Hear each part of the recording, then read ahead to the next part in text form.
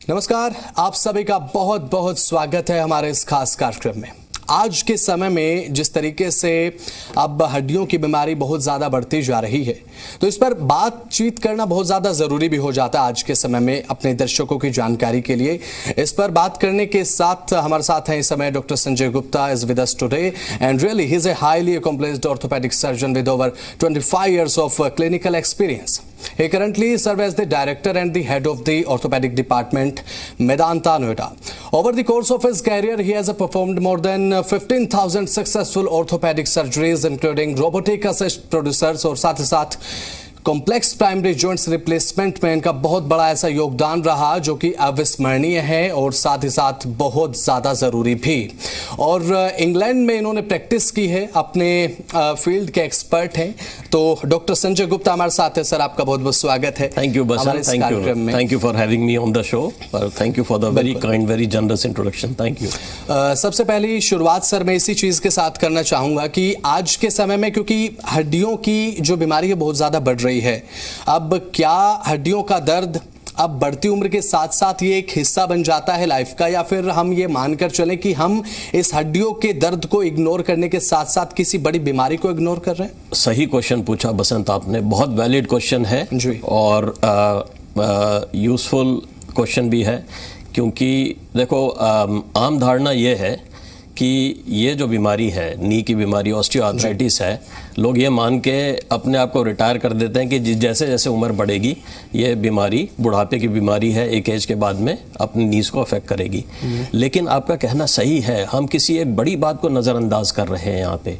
ये बीमारी हर इंसान जो एज के साथ, जो एल्डरली एज ग्रुप में आता है, एज के साथ ये बीमारी हर इंसान को नहीं होती। अपन में ही परिवार में देखेंगे, अपने फ्रेंड्स में, फैमिली में, रिलेशंस में देखेंगे तो आप ये नहीं पाएंगे कि हर इंसान जो एल्डरली एज ग्रुप का है उसको नी प्रॉब्लम है। तो कैसे समझा जाए इसको? जैसे आपकी और बीमारियां होती हैं, जैसे डायबिटीज़ है, ब्लड प्रेशर है, थायराइड है, तो इन बीमारियों में शरीर का कोई ना कोई सेल डिफंक्ट होता है और उसकी वजह से वो सिस्टम, वो ऑर्गन काम नहीं करता है और बीमारी होती है। उसी तरह जो ऑस्टियोआर्थराइटिस नी है, ये भी प्री डिस्पोज्ड इंडिविजुअल्स को ही, चाहे वो किसी वजह से हो, चाहे वो जेनेटिक रीज़न हो, चाहे वो आपका एनवायरमेंटल रीजंस हो, चाहे वो बॉडी का अलाइनमेंट हो, बॉडी का वेट हो, इन सब की वजह से जेनेटिक प्री डिस्पोजिशन होता है। और उन जेनेटिकली या कह लीजिए अदर फैक्टर्स की वजह से जो प्री डिस्पोज्ड इंडिविजुअल्स हैं उनको ये बीमारी अफेक्ट करती है। इसकी शुरुआत बहुत अर्ली एज में हो जाती है। ये बड़ी इंपॉर्टेंट बात है रियलाइज़ करने के लिए। 35 से 40 साल की उम्र में ही लोगों को इसकी जो अर्ली स्टेज है डिसीज़ की वो शुरू हो जाती है। और फिर धीरे धीरे जैसे जैसे हमारी उम्र बढ़ती है, जैसे जैसे activities of daily activities of life में घुटने का जो कार्टिलेज है वो धीरे धीरे ये कह लीजिए बिखरता है, इरोड होता है। और जब हम 60-65 प्लस एज में पहुंचते हैं तो ये बीमारी अपना एडवांस रूप ले लेती है, जिसको हम एडवांस स्टेज ऑफ ऑस्टियोआर्थराइटिस कहते हैं। तो मेरा ये मैसेज देना बहुत ज़रूरी है कि ये बीमारी, इस बीमारी को अर्ली स्टेज में ही पहचानना है, पकड़ना है, क्योंकि अगर हम उसको उस स्टेज में इस बीमारी को हम आइडेंटिफाई करेंगे और उसके प्रिवेंटेटिव मेजर्स लेंगे, उसके करेक्टिव मेजर्स लेंगे, तो होपफुली ये बीमारी एडवांस स्टेज में नहीं पहुंचेगी। बिल्कुल। और ऑर्थोपेडिक्स के आप एक्सपर्ट हैं डॉक्टर, तो मैं ये पूछना चाहूँगा कि जर्नी कैसे आपकी शुरू हुई और इसी फील्ड को क्यों चुना? वेल, ऑर्थोपेडिक्स जर्नी मेरी कैसे शुरू हुई जी? थ्रू आउट माई करियर मेरा मूल सिद्धांत जो है, जो प्रोफेशन का मूल सिद्धांत रहा, वो रहा movement is motion, movement is life. पूरा फोकस मेरा थ्रू आउट मेरी ऑर्थोपेडिक करियर में ये रहा कि how to give independence of movement to my patients, giving them a pain free joint and pain free bones. तो इसी सिद्धांत और इसी मूल आधार को मन में रखते हुए मैंने अपनी जो है, जब MBBS कर रहा था तो मैंने ऑर्थोपेडिक पेशेंट्स का हमारे सीनियर्स के द्वारा ट्रीटमेंट देखा, पेशेंट्स का पेन देखा, पेशेंट्स की एगनी देखी, और मैंने डिसाइड किया मुझे इस ऑर्थोपेडिक स्पेशलिटी में इंटरेस्ट डेवलप हुआ। तो भारत देश से अपना मैंने पोस्ट ग्रेजुएशन किया और उसके बाद अब्रॉड गया, मैं यूके गया जहाँ मैंने तकरीबन 10 साल ट्रेनिंग की. And I was, by grace of God, I was lucky enough to have undergone training in some of the best centers of the world, जैसे कि लिवरपूल, यूनिवर्सिटी ऑफ लिवरपूल है, यूनिवर्सिटी कॉलेज लंदन है, university hospital Southampton है. वहाँ से मुझे training मिली और इस ट्रेनिंग का, इस एक्सपीरियंस का मुझे अपनी प्रैक्टिस में ही नहीं बल्कि हमारे पेशेंट्स को ठीक करने में, उनकी लाइफ्स को बेटर बनाने में बड़ा योगदान मिला. तो पूरे अपने ऑर्थोपेडिक करियर में मैं ये कहूँगा कि मैंने कई सारे पेशेंट्स ट्रीट किए हैं, एन नंबर ऑफ पेशेंट्स. मेरा जो मेन जॉइंट रिप्लेसमेंट्स हम करते हैं, तो जॉइंट रिप्लेसमेंट्स में नी आर्थराइटिस है, नी के हैं, हिप के हैं, शोल्डर्स हैं, एल्बो हैं, वो कम होते हैं, नीज के ज़्यादा होते हैं. तो कई सारे मरीज़ों को इस बात को कहते हुए मुझे बड़ी खुशी है कि कई सारे मरीज़ों को ट्रीट किया और उनकी क्वालिटी ऑफ लाइफ को बेहतर बनाया और उनको हैप्पीनेस दी. And let me tell you कि सबसे खुशी की बात यह है कि अपने पेशेंट्स को हैप्पीनेस देने का रिवॉर्ड हमें ये मिलता है कि they give that happiness back to us in return. So that is the highest achievement. और आज की डेट में कहेंगे कि ये सिर्फ एक ये प्रोफेशन ही नहीं रह गया है हमारे लिए इस स्टेज पे, ये एक पर्पस बन गया है to make quality of life better for the people. आजकल हम ये देखते हैं डॉक्टर कि बढ़ती उम्र के साथ साथ घुटनों का पेन जो है वो बहुत ज़्यादा बढ़ जाता है. और बुज़ुर्गों की एक समस्या अगर मैं कहूँ, जब मैं बुज़ुर्गों से बात करता हूँ, कभी मौका मिलता है, तो कि भाई ये घुटनों का दर्द नहीं जाता है. तो मैं पूछना चाहता हूँ आपसे कि ये ऑर्थोपेडिक कैसे इवॉल्व हुई, और बात ही अगर हम नी को लेकर करें तो इसमें इसके संदर्भ में इसका इवॉल्वमेंट कैसे आप देखते हैं? ठीक बसंत, यानी कि जो नी ऑस्टियोआर्थराइटिस का ट्रीटमेंट है, इसका एवोल्यूशन बहुत ही एडवांस्ड हो चुका है आज की डेट में. हम इसको 2 भागों में डिवाइड करेंगे. एक है सर्जिकल ट्रीटमेंट और एक है नॉन ऑपरेटिव ट्रीटमेंट. तो अगर हम सर्जिकल ट्रीटमेंट की बात करें तो सर्जिकल ट्रीटमेंट शुरुआत में जब हम लोग नी रिप्लेसमेंट किया करते थे तो मैनुअल टेक्निक कह लो या कन्वेंशनल टेक्निक कह लो, कन्वेंशनल टेक्निक से होता था, जिग्स वगैरह इस्तेमाल करते थे और सर्जरी की जाती थी, रिजल्ट्स अचीव किए जाते थे. Gradually over period of time with technological advancement हम लोगों ने कंप्यूटर्स की हेल्प लेना शुरू किया, कंप्यूटर नेविगेशन के द्वारा सर्जरी हुई, वो एवोल्यूशन हुआ. और अगर आज की डेट की बात करें तो आज की डेट में तो टेक्नोलॉजी बहुत ही अच्छी तरीके से एडवांस्ड है. आज की डेट में हमारे पास रोबोटिक असिस्टेड सर्जरीज़ की बहुत अच्छी फैसिलिटीज़ हैं जिसमें कि काफ़ी ज़्यादा प्रेसिशन और एक्यूरेसी मिलती है सर्जरी परफॉर्म करने में, अच्छी तरीके से परफॉर्म करने में, लंबे रिजल्ट्स देने में. और जो है एक और एड ऑन है robotics along with AI help is now coming up big time. So technological evolution बड़ा ज़बरदस्त हुआ है इस पर्टिकुलर स्पेशलिटी में, और भी स्पेशलिटीज़ में हुआ है, बट ऑर्थोपेडिक्स में हमें काफ़ी इससे मदद मिली है, काफ़ी फ़ायदा हुआ है.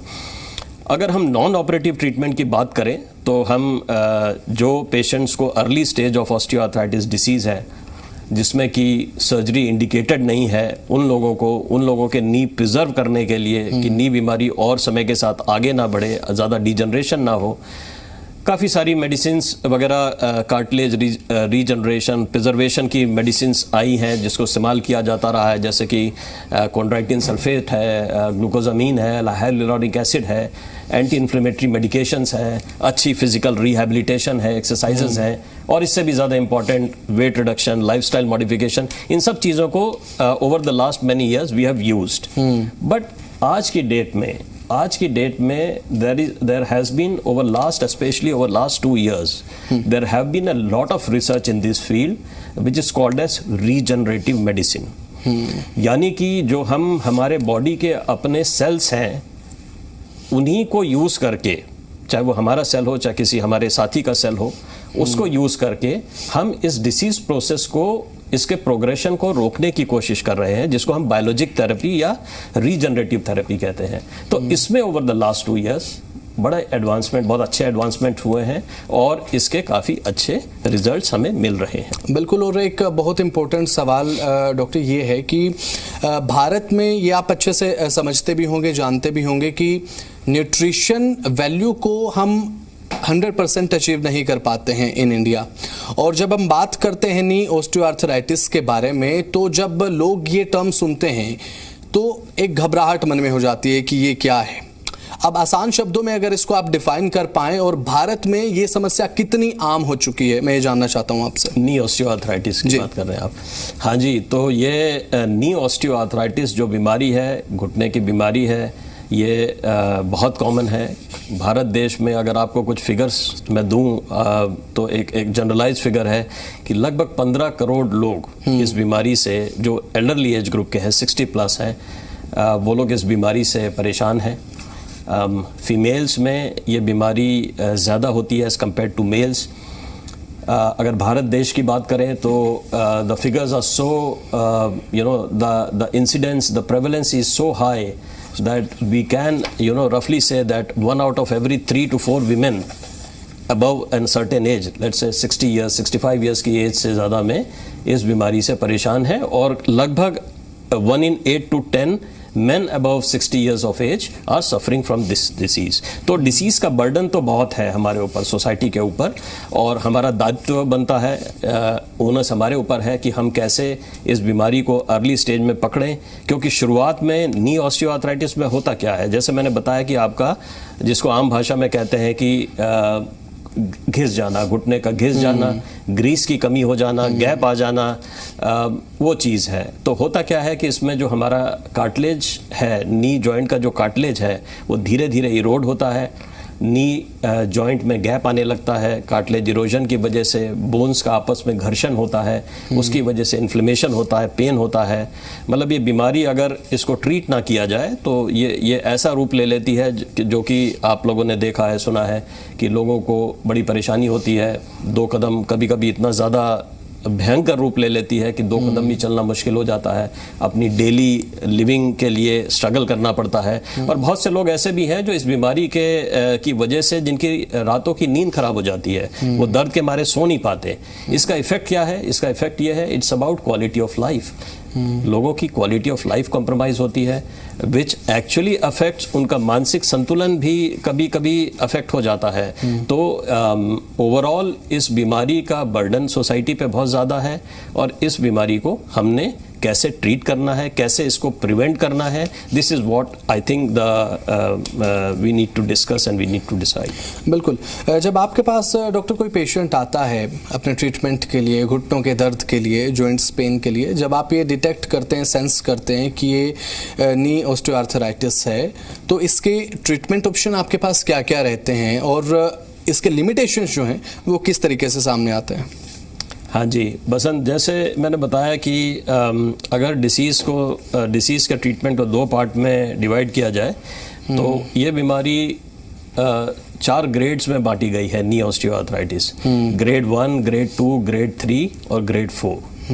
तो ग्रेड 4 तो वो है जिसमें कि घुटने में कोई कार्टिलेज आपका बचा ही नहीं है, तो उसमें तो ट्रीटमेंट मोर और लेस सर्जिकल इंटरवेंशन ही होता है।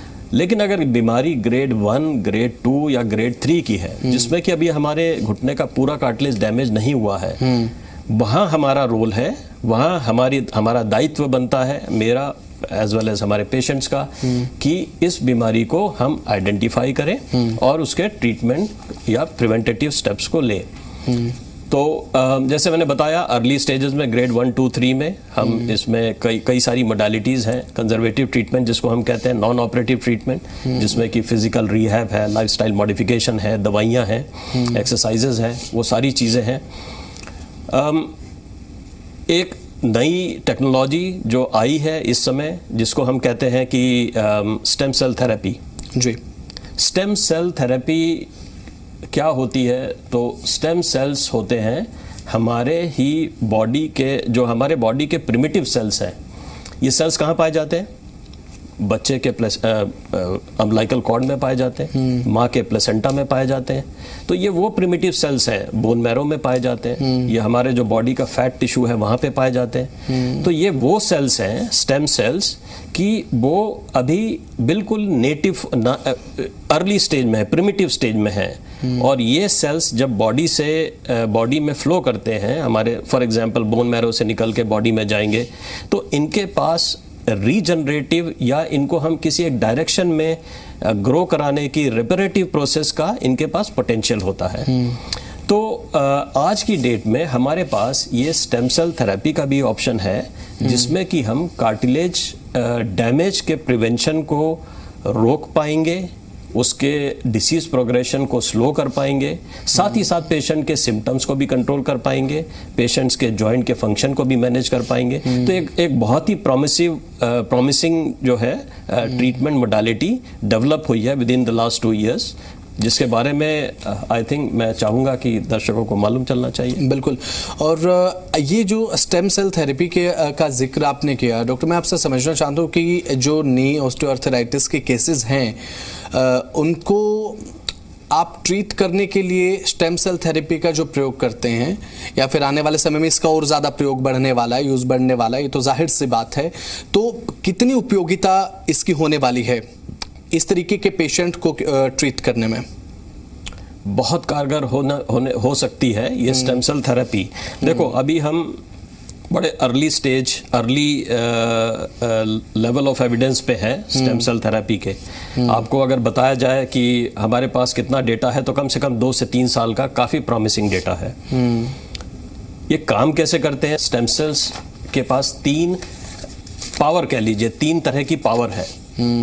एक पावर है वो जो एंटी इन्फ्लेमेटरीज दवाई हम खाते हैं, पेन किलर्स खाते हैं, तो उनका रोल अदा करने की, माने कि आपको anti inflammatory pain killer medicine नहीं लेनी है जो कि नुकसान करती हैं। दूसरी पावर है स्टेम सेल्स के पास में इम्यूनो मॉड्यूलेशन की, मतलब कि जो हमारे बॉडी की, देखो जो भी इन्फ्लेमेशन है, जो भी डैमेज प्रोसेस है बॉडी के अंदर, वो it's all mostly immune mediated. तो स्टेम सेल्स, जैसा मैंने बताया कि प्रिमिटिव सेल्स हैं, मल्टी प्लूरीपोटेंट सेल्स कहते हैं, मल्टीपोटेंट सेल्स कहते हैं, यानी कि बहुत सारी पावर्स हैं इनके पास में। तो ये हमारे इम्यून सिस्टम को भी मॉड्यूलेट करेंगे और डैमेज प्रोसेस को स्लो करेंगे जी। तीसरा, इसका रीजनरेटिव पोटेंशियल भी माना जाता है कि इसमें थोड़ा सा रीजनरेटिव पोटेंशियल है। वो क्या करेगा? वो हमारे जो बॉडी के अपने नेचुरल सेल्स हैं उनको डायरेक्ट करेगा कि हमें रीजनरेटिव प्रोसेस कैसे करना है। तो स्टेम सेल्स एक बहुत प्रॉमिसिंग ट्रीटमेंट साबित हो सकता है, और इसका जो कह लीजिए कि अप्रूवल है, यूसेज है, बड़ा सेफ है, इसमें हमें कोई डरने की ज़रूरत नहीं है। और ये हमारे ड्रग कंट्रोलर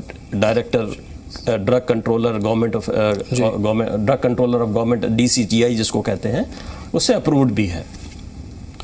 अब ऐसे में बात अगर करें तो एलोजेनिक स्टेम सेल की काफ़ी चर्चा इस समय है, तो ये ऑटोलोगस स्टेम सेल की चर्चा बहुत ज़्यादा हो रही है। इसके बारे में मैं चाहता हूँ कि आप एक बार दर्शकों को बताएं। हाँ बसंत, आपको करेक्ट करना चाहूँगा, 2 चीज़ें हैं। एक होती है एलोजेनिक स्टेम सेल्स, एक होता है ऑटोजेनिक स्टेम सेल्स। तो दर्शकों को मालूम होना चाहिए, बताना चाहूँगा एलोजेनिक और ऑटोजेनिक में, ऑटोलोगस में क्या डिफरेंस है। तो ऑटोलोगस स्टेम सेल्स वो होते हैं जो हमारी अपनी बॉडी से ही निकाले जाते हैं। अब और एलोजेनिक क्या होते हैं? तो एलोजेनिक किसी और ह्यूमन बीइंग से निकाले जाते हैं और हमारी बॉडी में इंट्रोड्यूस किए जाते हैं। तो दोनों में मेन डिफरेंस क्या है कि देखो, जो ऑटोलोगस स्टेम सेल्स हैं जी, ऑटोलोगस स्टेम सेल्स आप निकालोगे किसी, फॉर एग्जांपल कोई 50, 55, 60, 65 साल का इंसान है जो कि ऑस्टियोआर्थराइटिस से सफ़र कर रहा है, या लेट्स से कि 35, 40 साल का भी इंसान है जो कि बीमारी से सफ़र कर रहा है, उसके आप बोन मैरो से, ये निकाले कहाँ से जाते हैं? बोन मैरो से। तो बोन मैरो से स्टेम सेल्स निकाले जाएंगे और उन स्टेम सेल्स को जो भी है कल्चर करके वापस उसी इंसान में डाला जाएगा। बोन मैरो से निकाल सकते हैं, फैट से निकाल सकते हैं, 2-3 ऑप्शंस हैं, स्ट्रोमल सेल से निकाल सकते हैं, और उन्हीं की बॉडी में वापस डाला जाएगा। तो वो जो क्वालिटी है स्टेम सेल्स की जो एक 40 साल के इंसान से निकलेंगे वर्सेस एलोजेनिक स्टेम सेल्स जो कि हेल्दी यंग मेल डोनर से लिए जाते हैं, यानी कि 25 साल के लड़के से लिए जाते हैं। तो दोनों की जो क्वालिटी ऑफ सेल्स है उसमें काफ़ी डिफरेंस है।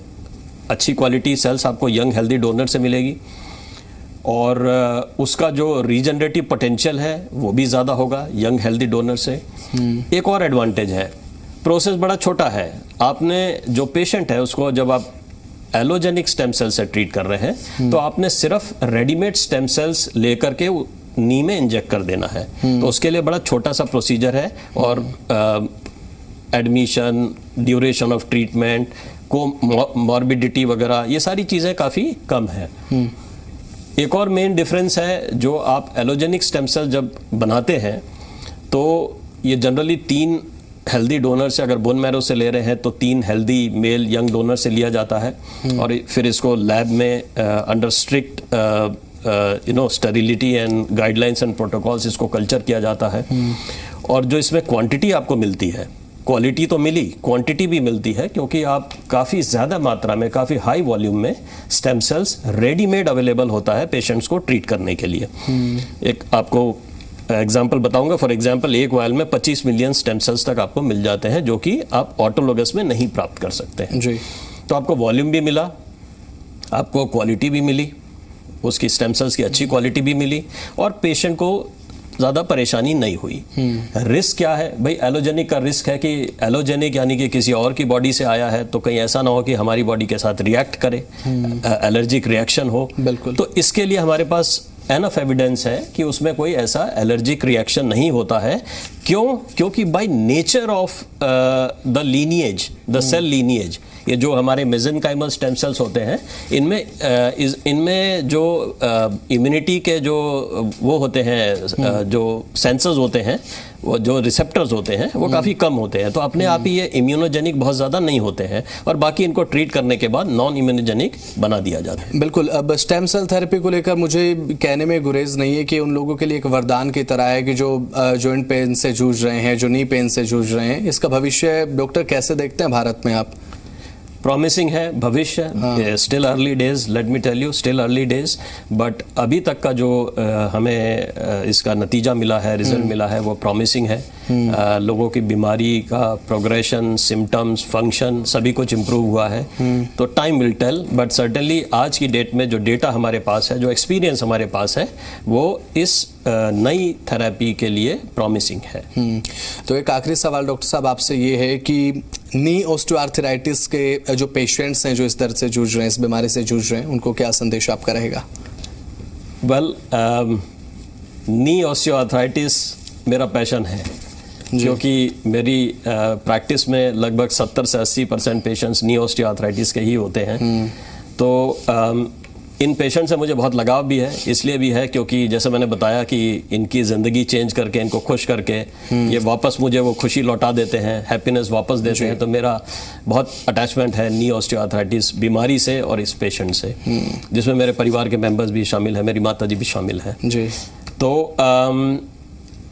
मैसेज मेरा ये है कि ये बीमारी अर्ली एज में शुरू होती है। इस बात को पहचानना, 30 साल भी कह लो आप, 30 साल से भी, बहुत बारी 30 से पहले भी, 30, 32, 35, अर्ली 40s, लेट 30s में ये बीमारी के सिम्टम्स शुरू हो जाते हैं। इसको पहचानना बहुत ज़रूरी है जी। क्या सिम्टम्स होते हैं अर्ली एज में? भाई हमको वैसे को तो कोई प्रॉब्लम नहीं, हम सब कुछ कर लेते हैं। हम खड़े होने में दिक्कत है, स्टेयर्स पे दिक्कत है, स्पेशली नीचे आने में। So that should tell you कि कहीं ना कहीं ये बीमारी की शुरुआत हो गई है। अर्ली स्टेज में इसको पहचान लेने से, डायग्नोसिस बना लेने से और इसके रीजनरेटिव, चाहे वो बायोलॉजिक ट्रीटमेंट हो, चाहे वो नॉन कंजर्वेटिव ट्रीटमेंट हो, चाहे वो लाइफस्टाइल मॉडिफिकेशन हो, उसको करने से उम्मीद है कि ये बीमारी ग्रेड 4 स्टेज में नहीं पहुंचेगी। और वही हमारा मेन फोकस होना चाहिए कि कैसे इस बीमारी को हम प्रिवेंट करें कि आगे चल करके इन लोगों को ज़्यादा परेशानी ना हो, नी रिप्लेसमेंट की ज़रूरत ना पड़े। बिल्कुल, बहुत बहुत शुक्रिया डॉक्टर संजय गुप्ता, आप जुड़े और तमाम सवालों का जवाब आपने बड़े अच्छे तरीके से दिया। तो इस कार्यक्रम में फ़िलहाल इतना ही, और हमने इस कार्यक्रम में बात की ऑस्टियोआर्थराइटिस के बारे में और डॉक्टर संजय गुप्ता ने सभी सवालों का बड़े अच्छे तरीके से जवाब भी दिया। तो इस कार्यक्रम में अभी के लिए इतना ही। अपना बहुत ज़्यादा ख्याल रखें और सावधान रहें, सुरक्षित रहें। फिलहाल इस कार्यक्रम में इतना ही। नमस्कार।